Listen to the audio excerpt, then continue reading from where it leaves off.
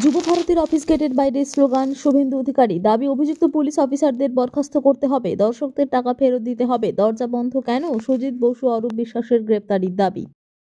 SIT এবং x justice retired justice অসীম রায়ের নেতৃত্বে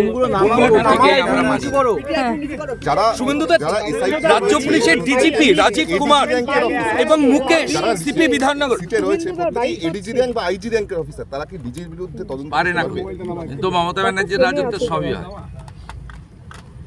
মমতা ব্যানার্জির রাজত্বে সব হয়। কেউ রিটায়ার করে না, দেখেন না, আলাপন বন্দ্যোপাধ্যায় রিটায়ার করে না, হরিকৃষ্ণ দ্বিবেদী রিটায়ার করে না, কেউ রিটায়ার করে না, মনোজ পন্ত রিটায়ার করবে না।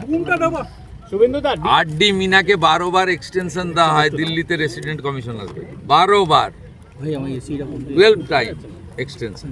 এখানে দেহত্যাগ না করলে কেউ পদত্যাগ করে।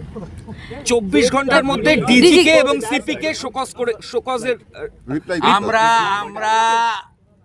রিটায়ার্ড জাস্টিসের নেতৃত্বে মমতা ব্যানার্জির মন গড়া কমিটি মানি না, সেই কারণেই কোর্টে গেছি। আগামীকাল অ্যাক্টিং চিফ জাস্টিসের কাছে মামলা রয়েছে।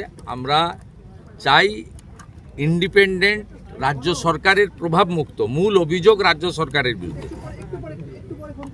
রাজ্য সরকারের অনেকগুলো উইংসের বিরুদ্ধে। Law and order, discipline, traffic ম্যানেজমেন্টের দায়িত্ব ছিল পুলিশের বিরুদ্ধে অভিযোগ। পুলিশ রাজ্য সরকারের বড় উইংস। স্পোর্টস ডিপার্টমেন্ট এটার অনুমোদন দিয়েছে, তারা এই স্টেডিয়াম ব্যবহার করতে দিয়েছে। স্পোর্টস ডিপার্টমেন্টের বিরুদ্ধে অভিযোগ। অতএব স্বাভাবিকভাবে যে রাজ্য সরকারের বিরুদ্ধে অভিযোগ, তারা তদন্ত কমিটিতে থাকলে নিরপেক্ষ তদন্ত হতে পারে না, এক নম্বর। সেকেন্ড হচ্ছে, অন্তত 300 কোটি টাকার মানি ট্রেল হয়েছে। It's a financial crime also.